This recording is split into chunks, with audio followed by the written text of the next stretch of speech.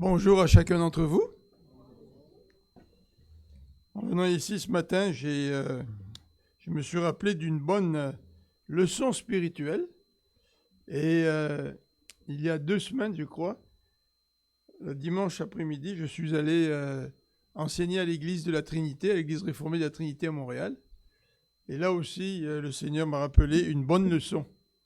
Alors je vais vous raconter les 2 leçons dans l'ordre. D'abord, celle que j'ai apprise à l'église de la Trinité. Et puis la leçon que le Seigneur m'a rappelé en tout cas ce matin. À l'église de la Trinité, le pasteur Christian, quand il m'a invité, je lui ai dit ceci, la même chose que j'ai dit à Dominique. J'ai dit, écoute, je veux bien venir l'hiver, mais s'il y a du verglas ou s'il y a une tempête de neige, c'est trop difficile. Il faut que vous ayez un plan B. Tu sais. Et puis j'ai dit à Christian, à Montréal, à l'église de la Trinité, j'ai dit, Christian, à Montréal, quand il y a une tempête de neige, tout n'est pas très bien nettoyé, puis pour se garer, c'est compliqué. Alors il me dit, ah, t'inquiète pas, il dit, on va te garder une place devant l'église. Alors je dis, bon, il va me garder une place devant l'église, mais comment il va faire pour me garder une place devant l'église? Il va se mettre là, dans une place libre, avec, je sais pas moi, un drapeau pour faire passer les gens en disant que la place est réservée. Comment il va faire, tu sais? Et quand je suis arrivé, 2 ou 3 minutes avant que j'arrive, mon téléphone sonne dans la voiture. Il me dit, vous arrivez bientôt? Je dis, oui. Il me dit, on a une place pour vous. Alors je dis, comment vous avez fait pour garder une place pour moi? Il me dit, ah, c'est pas compliqué. Il dit, ma femme, elle est garée devant l'église, puis quand vous allez arriver, elle va vous laisser la place. Alors je me suis dit, waouh, ça c'est du service VIP. Mais en rentrant dans l'église, je me suis dit, ah, c'était un petit peu comme ça. Le Seigneur, il nous dit qu'il nous garde une place dans le ciel. Et puis on se dit toujours, mais comment il va faire, tu sais? Moi je me disais, comment ils vont faire pour me garder une place? Toujours été, le Seigneur, il s'arrange pour nous garder une place. Et quand on arrive, ou quand on arrivera, on va être bien content de la place que le Seigneur nous a réservée. Alors ça, c'est la première leçon que le Seigneur m'a rappelée quand je suis allé à l'église de la Trinité, donc il y a à peu près 2 dimanches. Et puis ce matin, je viens avec mon petit-fils, et ma femme n'est pas venue ce matin, mais je suis venu avec mon petit-fils, puis je parlais en route avec lui. Et puis on arrive près de la 30, là, Brossard, puis je parle avec lui, puis j'ai failli rater la sortie, tu sais. Puis au dernier moment, j'attrape la sortie, je continue à parler avec lui, mais là, il y avait encore une autre sortie, tu sais, c'est comme si tu sors 2 fois. La deuxième, je l'ai ratée. Alors là, j'ai dû continuer, puis on est revenu, finalement, on voulait arriver ici pour 9h15, puis on est arrivé à 9h32, 33, là. Puis je me suis dit, ah, avec le Seigneur, c'est un petit peu pareil, hein. Le Seigneur nous donne un GPS pour qu'on puisse le suivre, puis parfois on est distrait. On n'écoute pas toujours. Et puis on rate ce que le Seigneur nous dit. Et puis on est obligé de revenir. Tu sais. Et ça m'a rappelé qu'il faut quand même être vigilant puis bien suivre le GPS que Dieu nous donne pour qu'on puisse être béni dans cette vie ici-bas. Alors je voudrais débuter en vous posant une question, mais est-ce qu'on a une manette pour faire avancer? En dessous, ok, merci beaucoup. Alors, j'aimerais vous poser une question. Est-ce que vous connaissez Jean-François Gravelet? Vous avez jamais entendu parler de lui? C'est pas quelqu'un qui habite par chez vous, en tout cas. Mais on le connaît, mais pas sur ce nom-là. C'est pour ça que c'est un peu une question piège, tu sais. En fait, si je pose la question à n'importe qui, tout le monde va répondre, non, je connais pas Jean-François Gravelet. Mais si je vous dis, est-ce que vous connaissez Charles Blondin? Non? Un petit peu, hein? On va dire les anciens. Non. Charles Blondin, c'était un funambule. Vous savez, le gars qui marche sur un câble ou sur un fil, là.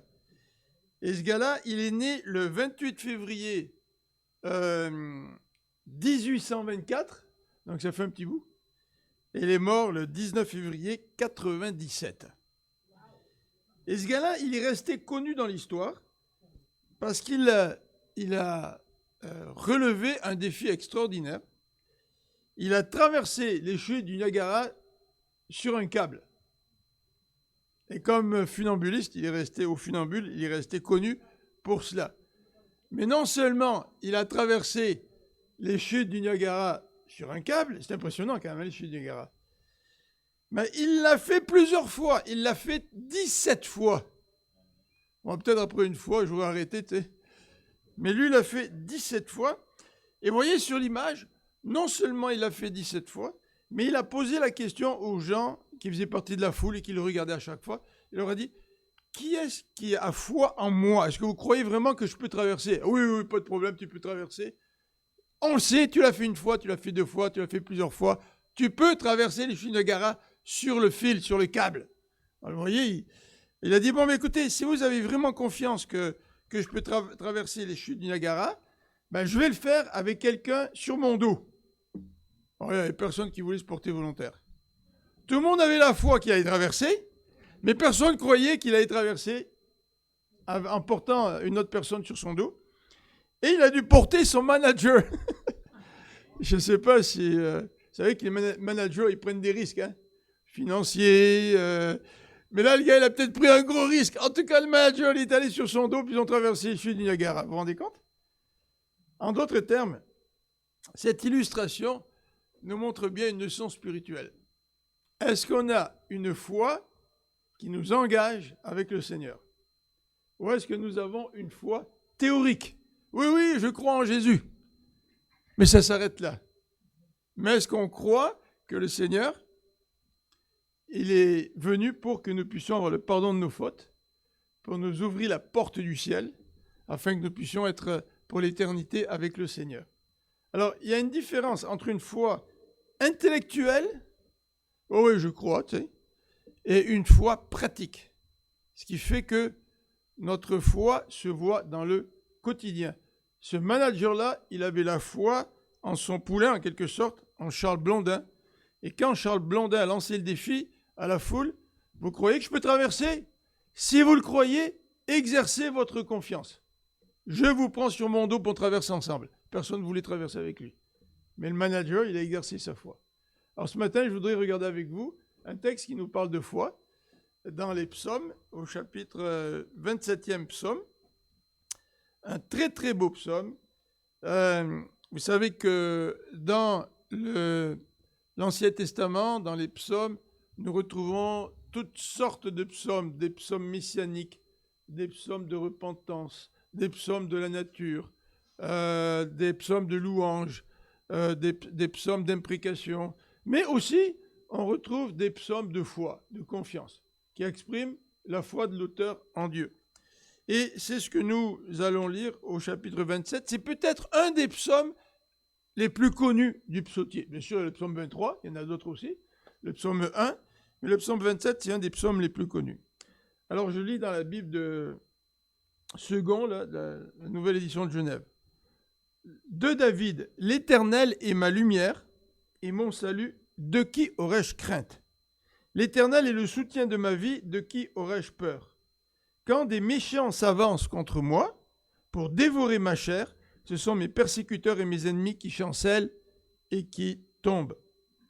Si une armée se campait contre moi, mon cœur n'aurait aucune crainte. Si une guerre s'est levée contre moi, je serai malgré cela plein de confiance. Je demande à l'Éternel une chose que je désire ardemment.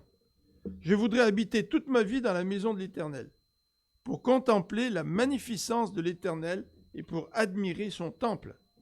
Car il me protégera dans son tabernacle au jour du malheur, il me cachera sous l'abri de sa tente, il m'élèvera sur un rocher. Et déjà ma tête s'élève sur mes ennemis qui m'entourent. J'offrirai des sacrifices dans sa tente. Au son de la trompette, je chanterai, je célébrerai l'Éternel. Éternel, écoute ma voix, je t'invoque. Aie pitié de moi, exauce-moi. Mon cœur dit de ta part, cherchez ma face, je cherche ta face, ô Éternel.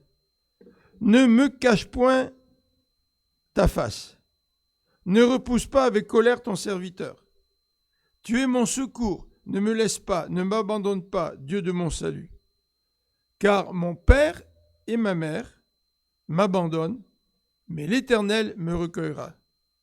Éternel, enseigne-moi ta voie, conduis-moi dans le sentier de la droiture, à cause de mes ennemis. Ne me livre pas au bon plaisir de mes adversaires, car il s'élève contre moi de faux témoins et des gens qui ne respirent que la violence. Oh, si je n'étais pas sûr de voir la bonté de l'Éternel sur la terre des vivants. Espère en l'Éternel, fortifie-toi et que ton cœur s'affermisse. Espère en l'Éternel. Prions ensemble.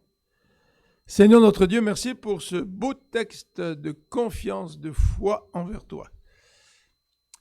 Nous te demandons, Seigneur, de nous donner une foi agissante. Pas une foi théorique, mais une confiance véritable en toi qui nous engage vis-à-vis de toi. Donc Seigneur, ouvre notre cœur à ta parole. Ce matin, nous t'en prions. Amen. Alors nous venons de parler un petit peu de la petite histoire du funambule au-dessus des chutes du Niagara.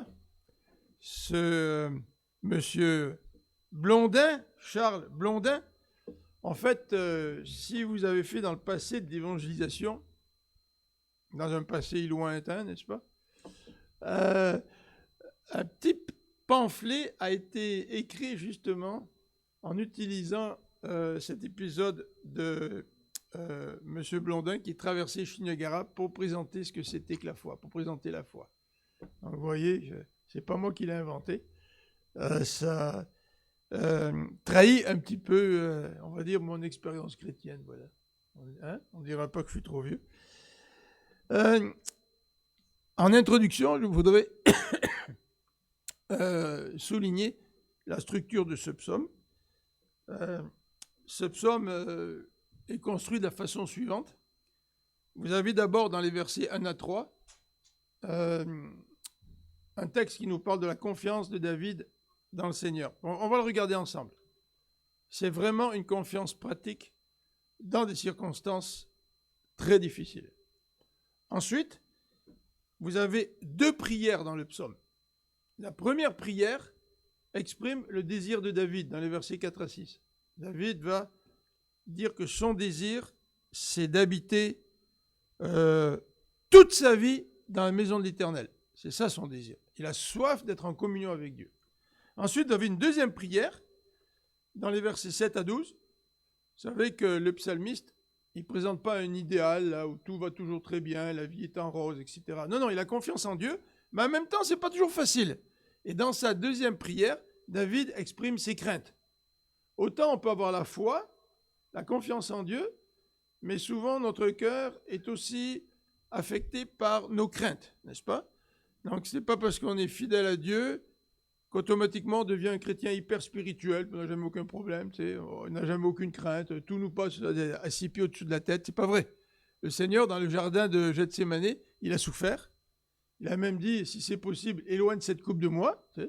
En même temps, le Seigneur est resté fidèle, en même temps, il a exercé sa foi en Dieu son Père, et c'est ce même Dieu qui l'a ressuscité d'entre les morts. Donc le Seigneur a fait confiance en son Père, il est allé jusqu'à la croix, il est mort en sachant que Dieu allait le ressusciter, en lui faisant confiance. Le dernier élément de ce psaume, c'est que dans les 2 ou 3 derniers versets, versets 13 et 14, il est de nouveau question de la confiance en l'Éternel. Et le psalmiste va faire un appel à ses lecteurs en disant, écoutez, il faut que vous aussi, vous fassiez confiance en l'Éternel. Voilà un petit peu comment on peut diviser le psaume, n'est-ce pas? Mais pour cette étude ce matin, moi j'aimerais la faire en 3 parties, c'est classique. La première partie, je voudrais regarder avec vous les versets 1 à 3 qui nous décrivent la confiance de David. Dans quelles circonstances David exprime-t-il sa confiance en l'Éternel? J'aimerais aussi, en deuxième élément, regarder la prière de David, la première prière, quand David exprime son désir là. Je voudrais toujours habiter dans la maison de l'Éternel. Je voudrais qu'on regarde cette première prière. Puis en troisième partie, je voudrais qu'on regarde la deuxième prière de David qui exprime ses craintes. Pour finir après avec la conclusion, les versets 13 et 14. Alors, revenons donc à ces premiers versets, ces 3 premiers versets. David exprime sa confiance en l'Éternel. Alors, verset 1er. Qu'est-ce que nous dit le verset 1er? Donc, je vous invite à regarder le psaume avec moi au fur et à mesure qu'on avance dans notre étude de ce passage. Le verset 1er nous dit « L'Éternel est ma lumière et mon salut, de qui aurais-je crainte? L'Éternel est le soutien de ma vie, de qui aurais-je peur ?» Alors le verset 1er nous décrit l'objet de la confiance de David. En qui David a-t-il confiance? En qui David place-t-il sa foi? Alors nous, on lit ça, puis on lit vite, on ne s'arrête pas nécessairement à tous les détails.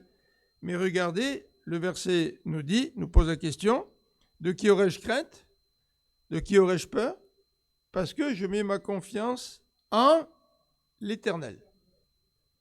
Alors c'est intéressant parce que Dieu porte toutes sortes de noms dans la Bible qui reflètent qui il est. Mais ici, le psalmiste parle de l'Éternel. Et l'Éternel, c'est le nom sous lequel Dieu s'est révélé à Moïse. Et le mot éternel vient de l'expression Yahvé, qui est le nom de l'alliance que Dieu porte. Alors quand on parle de l'Éternel, on parle de quelqu'un qui a fait une alliance avec nous. Je veux dire, si vous êtes dans les affaires, puis vous avez un associé, ben vous signez un contrat avec un associé. Donc, il y a un engagement réciproque. Vous vous engagez et l'associé s'engage. Pour autant que chacun est honnête, les choses devraient quand même marcher assez bien.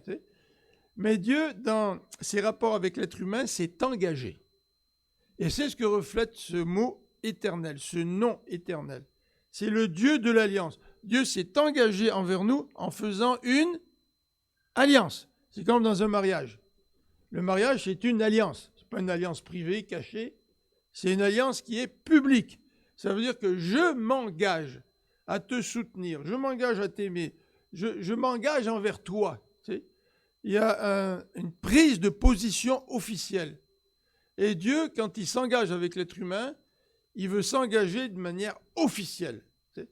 Dans le Proche-Orient ancien, les suzerains faisaient des alliances avec d'autres pays. Tu sais. Et quand tu étais un pays vainqueur, ben, tu faisais une alliance avec le vaincu. Le vaincu n'avait pas toujours le choix. Tu sais. Dans le cas de Dieu, Dieu fait une alliance avec nous, mais il le fait par amour. Tu sais. Mais le concept de l'alliance, c'est un concept d'engagement. Et le roi vainqueur s'engageait en disant, envers le roi vaincu, en disant, écoute, maintenant, c'est moi qui est ton suzerain. Si tu es fidèle envers moi, moi je vais être fidèle envers toi. Je vais te soutenir, je vais t'aider, etc. Tu sais, bon, on ne veut pas mêler la politique à la religion, mais c'est vrai que cette alliance de Dieu avec le peuple peut être mise en parallèle avec des alliances qui se faisaient à l'époque, pour dire que l'alliance est un engagement. Donc Dieu s'est engagé. Et quand David dit ici « l'Éternel est ma lumière », ce qu'il est en train de dire « l'Éternel, tu es le Dieu de l'alliance. Tu es celui qui s'est engagé envers moi. Je vis une situation difficile, je vis des épreuves, mais je me rappelle qui tu es. Et je me rappelle l'alliance que tu as faite envers moi. Et je me rappelle que tu ne briseras jamais cette alliance. » Puis ce concept d'alliance court à travers toute la Bible, puisque dans le Nouveau Testament, quand nous prenons le repas du Seigneur, nous prenons la coupe, vous vous rappelez? Puis la coupe, c'est l'alliance, la nouvelle alliance de mon sang. C'est-à-dire que le Christ s'est aussi engagé envers toi et envers moi, envers nous en tant que peuple de Dieu, mais envers toi et envers moi en tant qu'individu. L'engagement du Seigneur, ce n'est pas juste un engagement global envers son Église. C'est aussi un engagement envers des individus. Il est mort pour nous en tant qu'individus. Il a donné sa vie pour nous et il s'est engagé envers nous. Et c'est pour ça que nous pouvons nous tourner vers lui et lui faire confiance dans les moments difficiles. Parce que le Seigneur, c'est un Seigneur d'alliance. Alors voilà le premier élément dans ce verset premier, c'est le Dieu de l'alliance. Mais le verset va décrire un peu plus ce qui est l'Éternel. David dit, l'Éternel est ma lumière. Ensuite, il dit, c'est le soutien de ma vie. Alors, dans un monde de ténèbres, on a besoin de lumière. Et la parole de Dieu est notre lumière sur notre sentier, mais le Seigneur est aussi notre lumière. Et Jésus parle de lumière. Et c'est la raison pour laquelle il nous dit aussi, vous êtes la lumière du monde. Parce que vous avez reçu le Christ, qui est lui la lumière du monde, ben à votre tour, vous devenez la lumière du monde, le sel de la terre. Donc Dieu est notre lumière, il nous conduit, et il est toujours lumière, même si nous avons de grandes épreuves dans notre vie. Il est toujours notre soutien, quelles que soient les difficultés auxquelles nous faisons face. C'est facile de croire que Dieu est ma lumière quand tout va bien. C'est le Seigneur m'a sauvé, oui, la lumière, il m'a éclairé, il a éclairé mon péché. C'est facile. Mais qu'en est-il quand ça ne va pas bien? Et David, au verset 1er, pose d'ailleurs une question. Dieu est ma lumière, Dieu est le soutien de ma vie, de qui aurais-je peur? Question pertinente, hein? Je veux dire, nous croyons tous ici que si nous sommes enfants de Dieu, que Dieu est notre lumière, Dieu est notre soutien. Mais nous pourrions nous poser la question, de quoi ou de qui aurais-je peur? De quoi avez-vous peur? Vous avez certainement des peurs. Moi aussi, il y a des choses que j'aimerais pas qui m'arrivent. Mais David se rappelle que quelles que soient ses peurs, Dieu, l'Éternel, le Dieu de l'Alliance, reste son Dieu, il reste sa lumière et il reste le soutien de sa vie. Alors, regardez les contextes dans lesquels David exprime sa confiance. Regardez le verset 2. Verset 2. « Quand les méchants s'avancent contre moi pour dévorer ma chair, ce sont mes persécuteurs et mes ennemis. » Je veux dire, l'image est très forte. Hein? Les méchants qui veulent dévorer la chair. C'est une image qui est assez horrible, hein? Qu'on pourrait tirer d'un film d'horreur. Là, tu sais. Dévorer ta chair, hein? C'est très fort quand même. Et là, il parle des méchants. Et vous savez que David a fait face à des méchants. Hein? Le premier méchant auquel nous pensons, c'est Goliath. Et dans le livre de Samuel, on voit le combattre dans David et Goliath, mais Goliath, son objectif, c'était de tuer David. Hein? Il voulait pas simplement s'amuser avec lui. Là. Il voulait vraiment tuer David. Et c'est la raison pour laquelle il avait lancé un défi au peuple d'Israël. Il voulait vaincre les ennemis. Alors David, il dit ici, donc par des images très fortes, quand même des méchants s'avancent contre moi, mes ennemis, mes persécuteurs, c'est eux qui chancellent et qui tombent. Il le sait par expérience. Hein. Puis il y a eu d'autres méchants auxquels David a dû faire face. Et cette description au verset 2 nous fait probablement penser aussi à Saül, nous fait penser à d'autres ennemis auxquels David a dû faire face. Et d'ailleurs, dans plusieurs de ses psaumes, David utilise ce langage très très fort, hein, de destruction, d'ennemis qui veulent dévorer, pour nous montrer l'intensité de la situation dans laquelle il se trouve. C'est une question de vie, de mort. Mais dans des situations où il est question de vie et de mort, David fait confiance en l'Éternel. Alors il va utiliser un autre contexte, au verset 3, c'est celui de la guerre. Et ça, c'est vrai que ça marque un petit peu plus, d'une manière plus précise. Hier, j'ai regardé à la télévision une partie d'un documentaire sur la première année de guerre en Ukraine. Vous savez, c'est horrible ce qui se passe. Hein. Alors, je ne veux pas faire de politique, là, mais je veux dire, c'est factuel. Vous regardez la destruction, vous regardez la souffrance, vous regardez tout ce que ces gens-là ont vécu.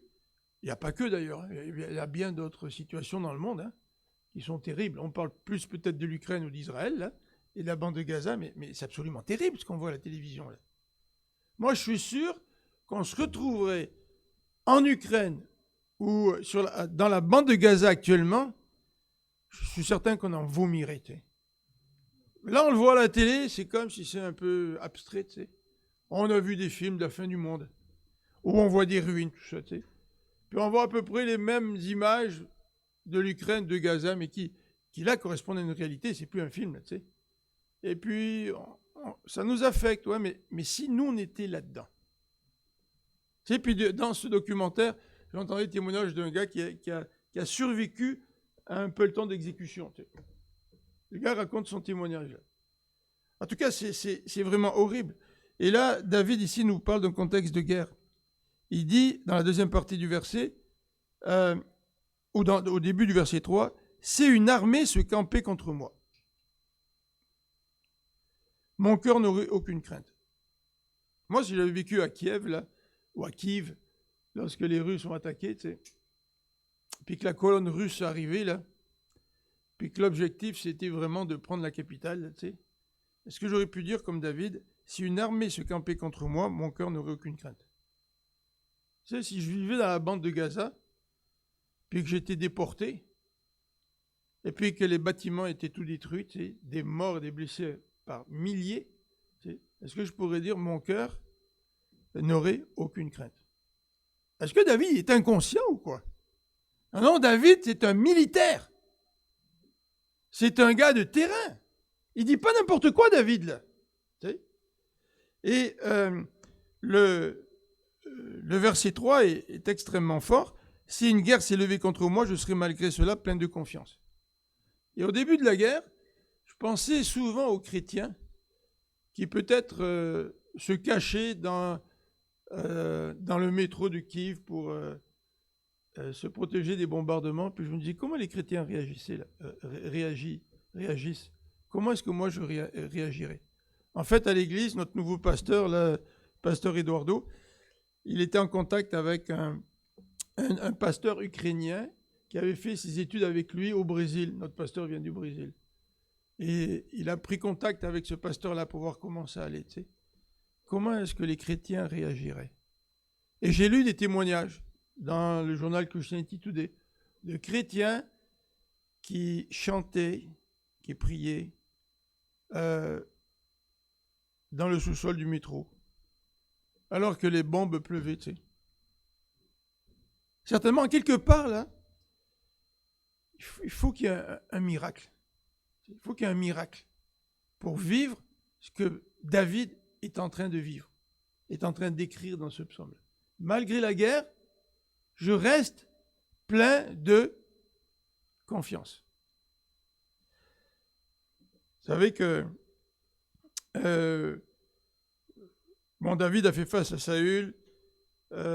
Saül contre les Philistins, lui, n'a pas nécessairement fait preuve de confiance en Dieu. Saül, comment dirais-je, c'est un gars qui est en quelque sorte un contre-exemple d'un homme plein de foi. Vous savez, à un moment donné, David, il était entouré des Philistins. Et Samuel lui avait dit, attends que j'arrive pour offrir le sacrifice avant d'aller à la guerre. Les jours passaient, Samuel n'arrivait pas. L'armée d'Israël commençait à abandonner Saül. Ben, qu'est-ce qu'a fait Saül? Ben, il a offert le sacrifice. Et juste après qu'il ait offert le sacrifice, Samuel arrive. Et Samuel lui dit, mais pourquoi tu as offert le sacrifice? Je t'ai dit que je viendrais. Un homme plein de foi attend et obéit à ce que Dieu demande. Même si il est minuit moins une. Un homme plein de foi, une femme pleine de foi, place sa confiance dans le Seigneur. Et vous savez que c'est notamment à cause de cela que Saül a été rejeté par Dieu, parce qu'il manquait de foi. Il manquait de confiance dans le Seigneur. Deuxième élément dans ce psaume, c'est la prière. Dans les versets 4 à 6, la prière de David, il est dit, je demande à l'Éternel une chose que je désire ardemment. Je voudrais habiter toute ma vie dans la maison de l'Éternel pour contempler la magnificence de l'Éternel et pour admirer son temple. Quelle belle prière. Je vous rappelle que le contexte est un contexte de guerre, d'affrontement, question de vie ou de mort. Et malgré ce contexte difficile, David a un désir. C'est un désir ardent d'être en communion avec Dieu. Quand l'épreuve arrive, est-ce que l'épreuve nous fait oublier ce besoin que nous avons d'être en communion avec Dieu? Ou est-ce que malgré l'épreuve, nous ressentons ce désir intense d'être en communion avec Dieu? Je vous dis, c'est ce désir intense de communion avec Dieu qui fait toute la différence. Si dans l'épreuve, nous perdons le désir de nous approcher de Dieu, qu'est-ce qui va nous rester pour solidifier notre foi, tu sais? Mais c'est cette relation avec Dieu qui existe même pendant l'épreuve, et qui fait que même pendant l'épreuve, j'ai envie d'être avec Dieu. Ça, c'est l'expression de notre foi. Et c'était le cas de David. D'ailleurs, il le dit à la deuxième partie du verset, « Je voudrais vraiment habiter toute ma vie dans la maison de l'Éternel. » Toute ma vie. Alors nous, on a un privilège immense. Hein. C'est qu'on ne vient pas dans la maison de l'Éternel une fois par semaine. Notre privilège, c'est que nous sommes, nous, la maison de l'Éternel. Nous sommes le temple de l'Éternel. Nous pouvons rester toute notre vie en communion avec l'Éternel parce que le Saint-Esprit habite en nous, tu sais. Et malgré le fait que le Saint-Esprit habite en nous, comment est-ce que nous réagissons dans des situations d'épreuves, de difficultés? Quand nous faisons face à des défis immenses. Vous savez que ultimement, le dernier défi, c'est la mort. Hein? Et moi, je crois que toutes les épreuves que nous avons au travers de la vie, ça nous prépare à affronter le dernier ennemi. Le Nouveau Testament nous dit que le dernier ennemi, c'est la mort. Et dans la mesure où nous avons exercé notre confiance en Dieu pendant toute notre vie, quand nous allons faire face au dernier ennemi, Dieu va continuer à nous soutenir, à être notre rocher, notre réconfort durant cette dernière épreuve. Alors le désir de David, c'est d'habiter à la maison de l'Éternel, mais dans les versets 4b et c, la deuxième partie du verset 4b, puis la troisième partie 4c, ainsi que le verset 5, nous indiquent les raisons et les conséquences de ce désir. Regardez au verset 4. « Voilà pourquoi je voudrais habiter toute ma vie dans la maison de l'Éternel pour contempler la magnificence de l'Éternel. » Vous savez, le texte ici nous parle de la beauté de l'Éternel, la magnificence de l'Éternel, la gloire de l'Éternel, la majesté de l'Éternel. La sainteté de l'Éternel fait partie de sa beauté, tu sais. Et David, il veut contempler la personne de Dieu. Parce que Dieu est beau. Tu sais, il est digne de contemplation. Or, nous, on est des chrétiens un petit peu actifs, puis la contemplation, c'est pas trop notre point fort. Tu sais. Mais est-ce que vous avez déjà admiré quelque chose? Et moi, je suis parti en vacances il y a quelques années en Europe, puis avec ma sœur, on a fait une tournée en Suisse, parce que le Seigneur m'a sauvé en Suisse, même si je ne suis pas suisse. Mais j'avais dit à ma sœur, bien, on va faire une petite tournée. Pourquoi on n'irait pas en Suisse? Comme ça, je pourrais présenter à ma femme l'endroit où le Seigneur m'a sauvé, etc. Tu sais. On était allé en Suisse. Puis on est monté avec un train en crémaillère au pied de 3 glaciers, le Munch, l'Eiger et la Jungfrau. Puis on était avec le train à crémaillère au pied de ces 3 montagnes.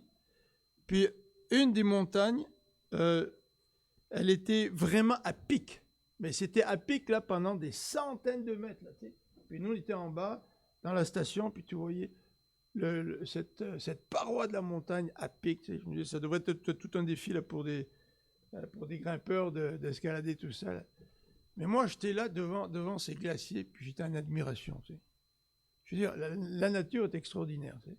Et si vous aimez la nature, vous comprenez ce que je veux dire. Hein. Vous pouvez être en admiration devant une belle fleur. Tu sais. Vous pouvez être en admiration devant des animaux, tu sais, ces êtres vivants. Vous pouvez être en admiration devant la nature.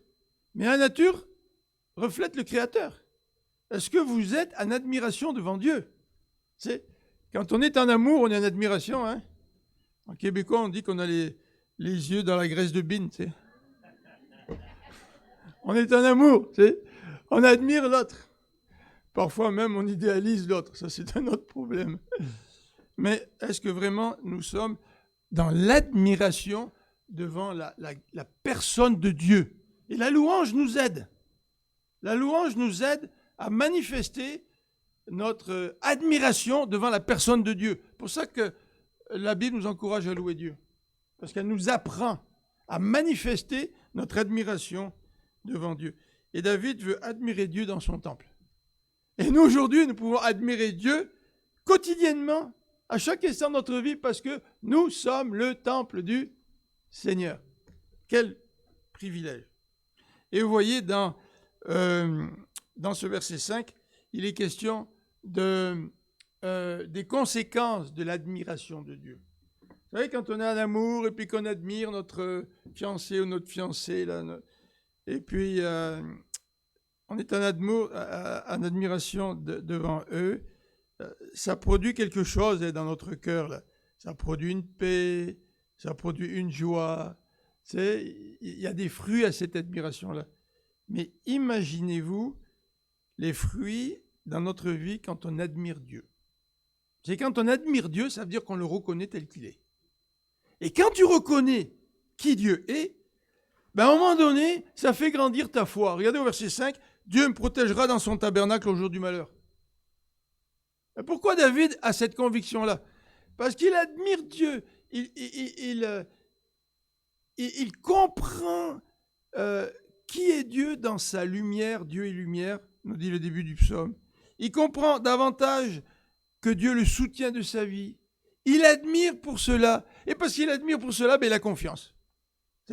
Et une des conséquences de ce désir de vouloir habiter dans la maison de l'Éternel pour admirer Dieu, c'est qu'à un moment donné, nous plaçons notre confiance en Dieu. Il me protégera dans son tabernacle au jour du malheur. Il me cachera sous l'abri de sa tente.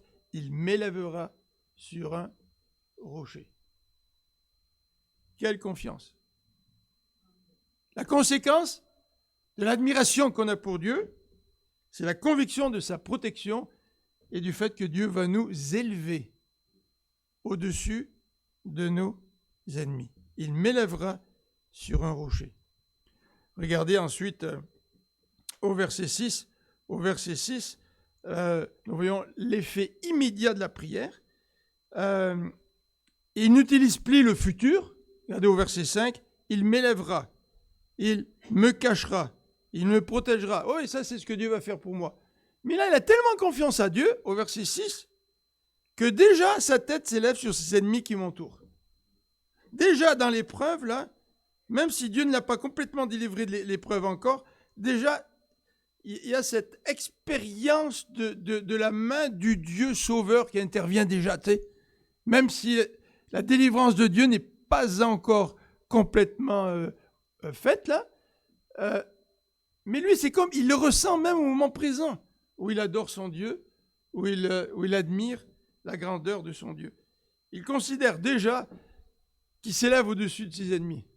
Vous voyez, le verset 6, ce n'est plus le futur qui est employé.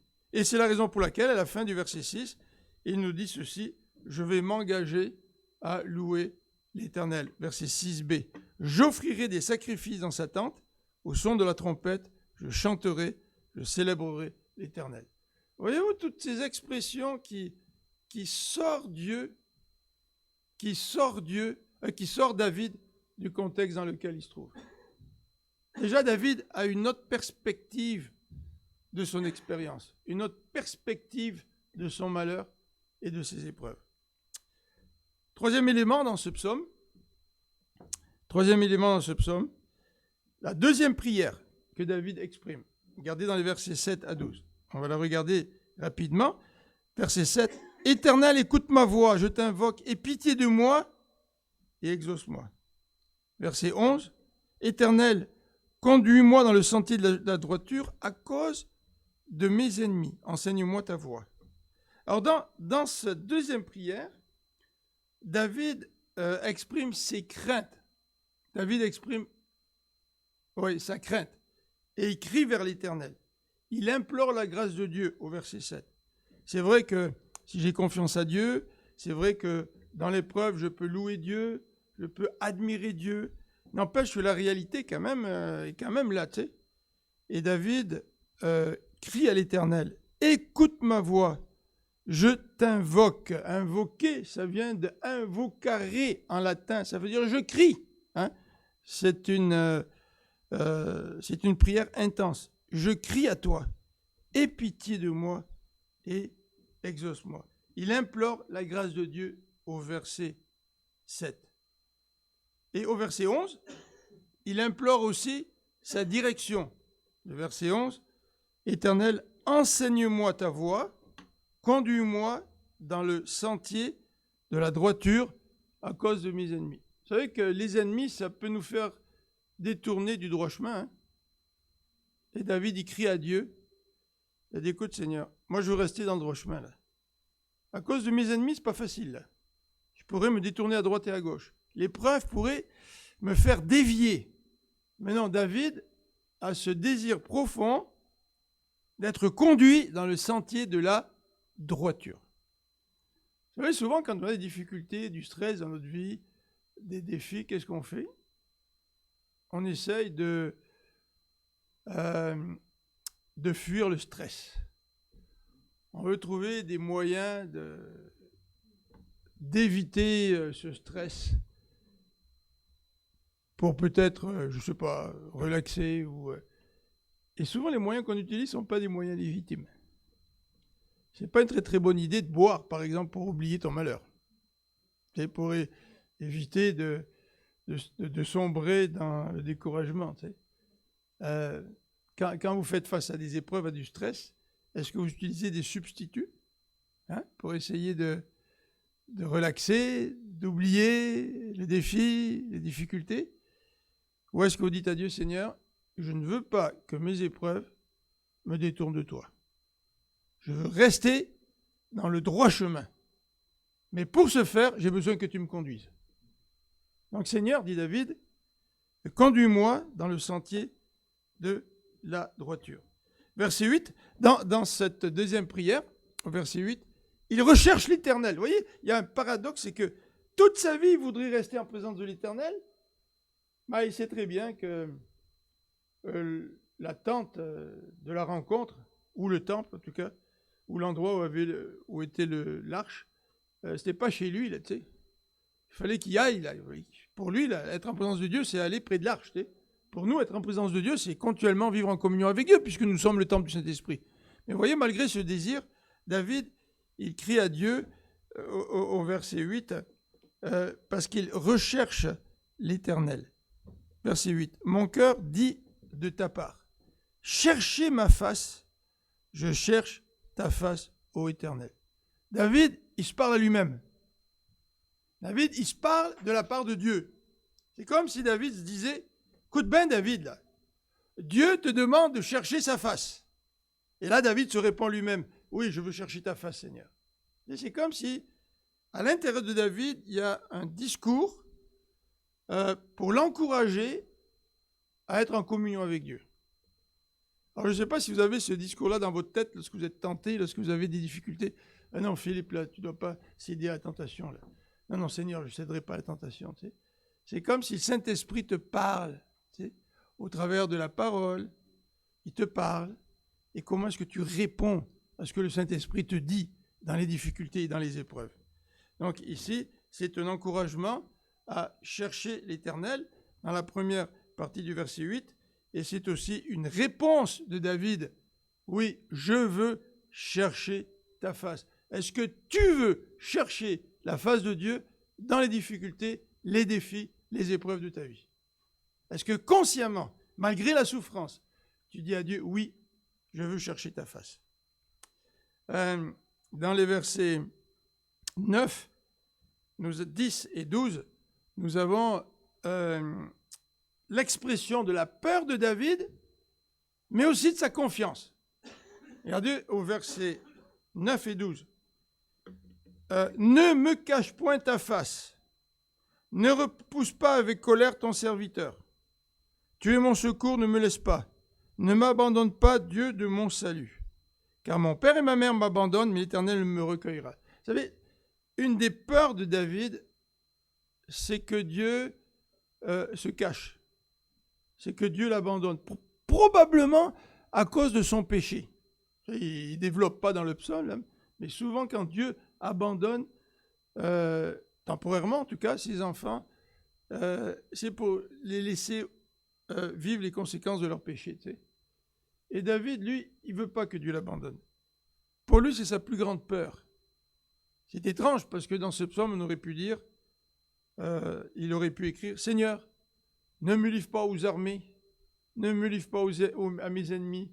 C'est ça ma plus grande peur. » Mais c'est pas ça sa plus grande peur à David. Sa plus grande peur, c'est que Dieu l'abandonne et qu'il se retrouve tout seul. Parce qu'il sait très bien que sans Dieu, là, il est foutu. C'est fini, là. Donc sa plus grande peur, c'est que Dieu l'abandonne. et le verset 10 va quand même assez loin. Il dit « Mon père et ma mère m'abandonnent, mais l'Éternel me recueillera. » Vous savez que d'un point de vue humain, c'est beaucoup plus rare qu'une mère abandonne son enfant qu'un père. Malheureusement, il y a bien des pères qui abandonnent leurs enfants. Tu sais. Mais David, il va jusqu'à dire, même si mon père m'abandonnait, et même si, pire, ma mère m'abandonnait, toi, l'Éternel, tu ne m'abandonneras pas. Vous voyez, il y a comme un discours dans l'esprit de David. Oui, Seigneur, j'ai peur que tu m'abandonnes, mais en même temps, il se parle à l'intérieur de lui, puis il dit non, même si je vivais le pire des abandons, celui de mon père et de ma mère, je sais que toi, Seigneur, tu ne m'abandonnerais pas.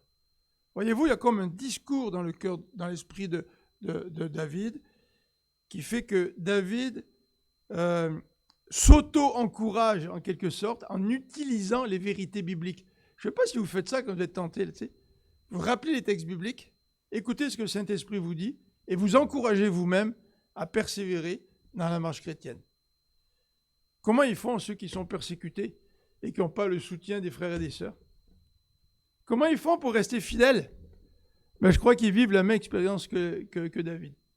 Ils s'auto-encouragent, aidés par le Saint-Esprit, en utilisant les vérités bibliques. Et je crois que c'est ce que nous sommes appelés à faire aussi dans notre marche chrétienne. Parce que dans plusieurs situations de notre vie, on se retrouve seul. Même si les frères prient pour nous, si on est à l'hôpital, là, sur un lit d'hôpital, on n'aura pas 24 heures sur 24 un frère ou une sœur à côté de nous pour nous encourager. Tu sais. Oui, Dieu va utiliser les frères et les sœurs. Mais à un moment donné, moi, je dois apprendre à m'encourager dans ma vie chrétienne, un peu comme David le fait, dans la manière qu'il a de raisonner. Oui, j'ai peur, Seigneur. Mais je sais, Seigneur, que même si tout le monde m'abandonnerait, toi, tu ne m'abandonneras pas. Voyez-vous, il est actif dans sa manière de raisonner, David, pour pouvoir s'encourager à rester attaché au Seigneur. Au verset 10 et 11, donc c'est une parole d'encouragement qu'il nous rappelle. L'Éternel me recueillera, le Dieu de l'Alliance ne me laissera pas tomber, c'est sûr. Et le verset 11 nous dit, Éternel, enseigne-moi, c'est toi qui vas m'enseigner. Il a confiance que Dieu va l'enseigner. C'est pour ça qu'il crie à lui en lui disant, dirige-moi. Il a la confiance que Dieu, c'est son berger, c'est lui qui va le diriger. Conclusion, on la retrouve dans les versets 13 et 14. Conclusion de ce psaume de confiance. David, dans cette conclusion, va exprimer sa confiance en l'Éternel et va dire au verset 13, « Oh, si je n'étais pas sûr de voir la bonté de l'Éternel sur la terre des vivants. » Vous savez, c'est une exclamation. Si j'étais pas sûr de ça, qu'est-ce qui m'arriverait? Alors David exprime vraiment sa confiance dans cette exclamation. Je suis sûr de voir la bonté de l'Éternel sur la terre des vivants. Ça, c'est extraordinaire. Vous savez, vous êtes chrétien à Kiev, et puis vous vivez la guerre. Vous êtes chrétien dans la bande de Gaza. Il y a des chrétiens dans la bande de Gaza, tu sais. Est-ce que ces hommes et ces femmes peuvent dire « Oui, je suis sûr de voir la bonté de l'Éternel, même sur la terre des vivants, cette terre profondément marquée par le péché, la souffrance, la haine, la guerre, je suis sûr de voir la bonté de l'Éternel. » Est-ce que dans l'épreuve, les difficultés, tu as cette conviction de voir la bonté de l'Éternel? Est-ce que tu vois la bonté de l'Éternel dans l'épreuve et les difficultés? Ça, c'est extraordinaire. Deuxième élément dans cette conclusion, au verset 14, David va encourager ses lecteurs à mettre leur confiance à l'Éternel. Puis je crois que c'est un appel pour nous aussi ce matin. Espère en l'Éternel. Te laisse pas aller là. Ressaisis-toi dans l'épreuve, dans les difficultés. Tu n'es pas le seul à vivre des épreuves, des difficultés, tu sais. Mais espère en l'Éternel. Fais-lui confiance. Regardez le verset 14. Fortifie-toi. Ah, le verset 14 ne dit pas « Attends l'aide qui va venir de l'extérieur, puis peut-être qu'elle va venir, peut-être qu'elle ne viendra pas. » Non, non, le verset 14 nous dit « Fortifie-toi », c'est-à-dire mets en action ta foi. C'est toi qui es appelé à te fortifier. Oui, le Seigneur peut utiliser les autres pour te faire du bien. Mais fondamentalement, en tant que chrétien, j'ai la responsabilité, dans l'épreuve, d'apprendre à me fortifier dans ce que je vis. Est-ce que tu veux apprendre ça? Est-ce que tu veux apprendre à te fortifier dans les difficultés et dans les épreuves? Eh bien, David lance cet appel ce matin. Fortifie-toi et que ton cœur s'affermisse. Espère en l'Éternel. Prions ensemble.